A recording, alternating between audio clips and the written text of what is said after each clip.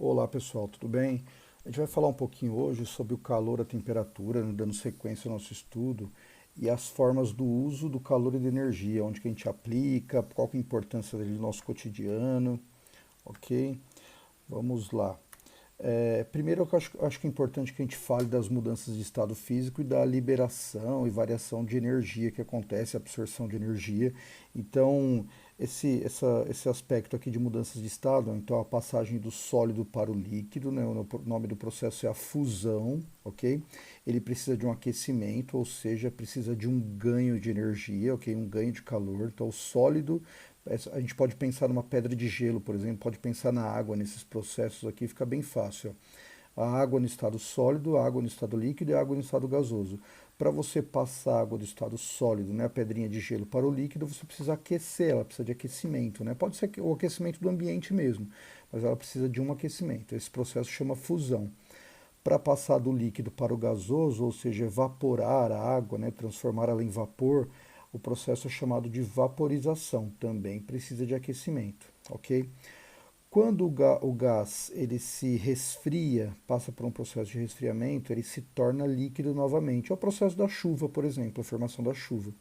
E quando o líquido vai se transformar em sólido, né, é quando a gente coloca a água nas forminhas de gelo, né, a gente resfria elas, né, perde calor, perde energia e se transforma no sólido. A gente tem também o processo que passa direto, né, do sólido para o gasoso ou do gasoso para o sólido, sem passar pelo líquido, que é chamado de sublimação, tá? Quando está passando do sólido direto para o gasoso, sublimação, ou pode ser chamado de ressublimação. Tá? Então, esses processos sempre envolvem perda ou ganho de calor. Uma perguntinha para a gente refletir um pouquinho aí. Podemos dizer que um cobertor ou uma blusa nos aquece? Então, eu posso dizer assim: eu estou com muito frio, então eu vou pegar um cobertor ou uma blusa para me aquecer. Pode acontecer isso? Na verdade, não. Na verdade, o cobertor e a blusa, eles não têm a função de aquecimento, eles têm a função de isolamento térmico. Então, o que que eles fazem? O que que uma blusa faz? Ela não deixa com que seu corpo perca calor para o ambiente. O que que um cobertor faz? Ele não deixa que seu corpo perca e troque calor com o ambiente. Então, em dias muito frios, a tendência é que seu corpo esteja mais quente com o ambiente, ele vai perdendo calor. Em dias muito quentes acontece o contrário, né? Seu corpo acaba absorvendo um pouco de calor dos dias mais quentes. Mas a blusa e o cobertor, então, eles não são responsáveis por um aquecimento, e sim por um isolamento térmico. Ele não deixa que aconteça a troca de calor. Tá? Nessa imagem aqui a gente pode perceber o corpo humano, já pegando um gancho desse cobertor e da blusa aí, né? O que acontece de perdas e reações envolvendo o calor no corpo humano. Então, por exemplo, a gente tem reações químicas internas que acontecem graças à alimentação do nosso corpo, né, do que a gente consome, acontecem as reações químicas dentro do nosso corpo para conseguir o nosso metabolismo, para nossas atividades do cotidiano. A gente tem a respiração também, que é responsável por reações, né, que envolvem energia. E o nosso corpo ele dissipa calor. A dissipação de calor ele perde calor, justamente para fazer uma termorregulação. O que é a termorregulação? Para deixar um equilíbrio no nosso corpo. Então a gente perde calor, por exemplo, quando a gente está fazendo uma atividade física que a gente está suando, aquele suor é uma técnica, né, que o nosso corpo tem para eliminar líquidos, para mandar esse calor embora e a gente começar a ter um corpo um pouquinho mais equilibrado. Né? Então, o nosso corpo está totalmente ligado com as trocas de calor. Quando a gente fala de trocas de calor, a gente precisa pensar em alguns aspectos aí, né, vamos dizer assim, né?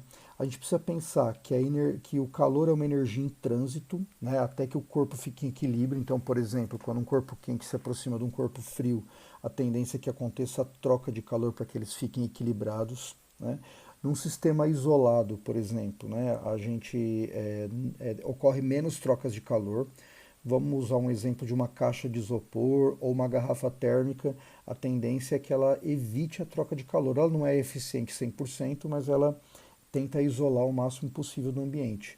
O ambiente promove essa troca de calor com os materiais também. E sempre o calor migra do corpo mais quente para o corpo mais frio. Então a tendência é que um corpo mais quente transfira energia para um corpo mais frio até que ocorra o equilíbrio entre eles.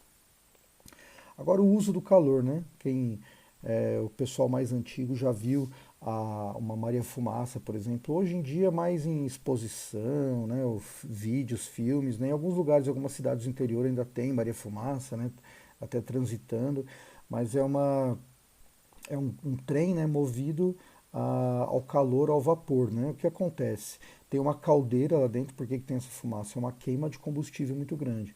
Então tem uma caldeira lá dentro, essa pressão do vapor aqui, ó, acionar o vapor aqui superaquecido, parece uma panela de pressão aqui, ele libera o vapor para esse êmbolo aqui, né, um espaço onde vai empurrar esse pistão aqui e movimentar essa roda aqui. Essa roda vai girar e vai produzir o movimento das rodas ali do trem, né, e vai transformar o calor, né, é um processo de transformação de calor, né, de energia térmica em energia cinética, ou energia mecânica, energia do movimento.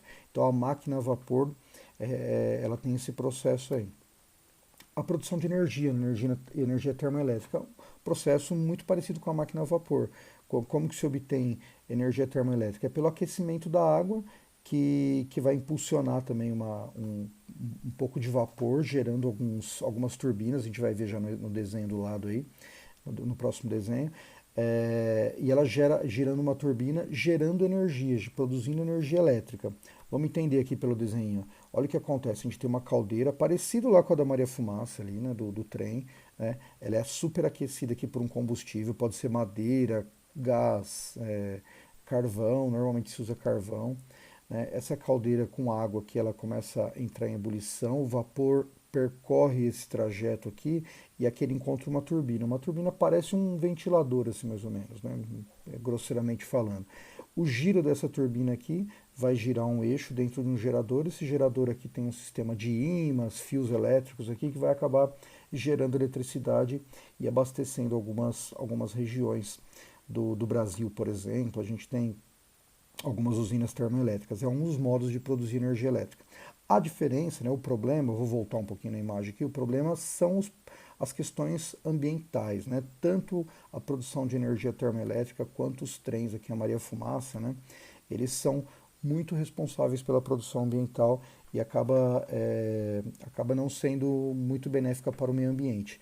Mas é um dos recursos que são utilizados ainda. No Brasil a gente tem a vantagem de ter a hidrelétrica, porque no Brasil a gente tem muita água e a geração de energia pode acontecer um pouco melhor dessa maneira. Ok? Mas o calor é sempre bem importante nos processos termoelétricos, nos processos industriais. Ok? Até mais.